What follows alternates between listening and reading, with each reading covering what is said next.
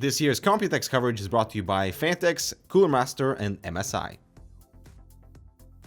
Hi guys, I'm Dimitri with Canucks, and how interesting can keyboards get? You may be asking yourself after watching some 20 plus videos that we made on keyboards alone. But here at Tesoro, we're visiting and we're revisiting the keyboard of the future, which is what I labeled it last CES when we're looking at this Graham lineup of mechanical keyboard that is low profile. And I just unplugged the cable, which is removable by the way, so that kind of fits in with the conversation.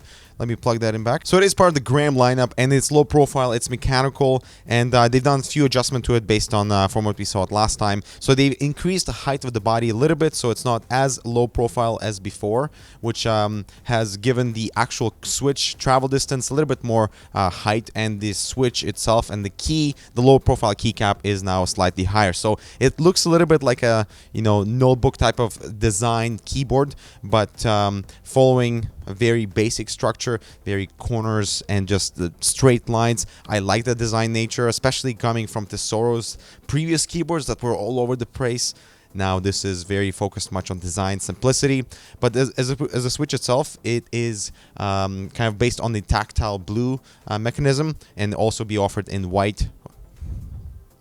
What I meant to say is they will be offered in both red and blue actuations, and black and white body, just like the rest of the Graham keyboard lineup. So in terms of the feature set, it will be very basic. Right now we just have simple function keys on the top with different profiles.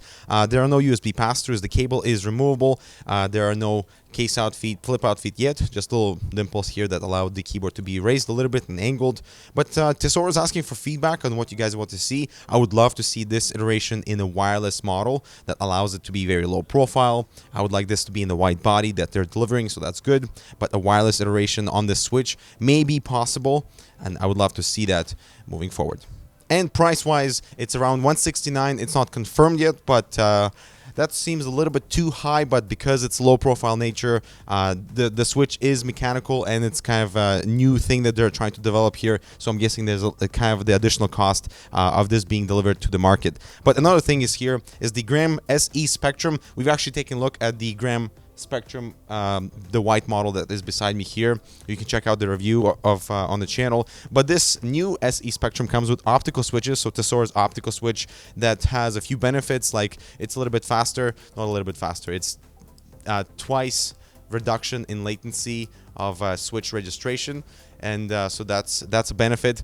It has spill-proof resistance, so that's good, and you can actually pop out the switches and replace them on the keyboard depending on what type of switch you like. So they'll be delivered in both blue and red, so that's something to keep in mind. The one main difference here between the original Spectrum is the keycaps are no longer low profile, and the font. Check it out, the font has now changed from something that was a little bit kind of off-putting to something that is more simplified and cleaner looking, and that's exactly what people are asking, and I'm glad Tesoro is listening. And so this is the SE Spectrum, RGB lighting per key illumination. The software I'm hoping will be upgraded. Yeah, I'm getting the thumbs up.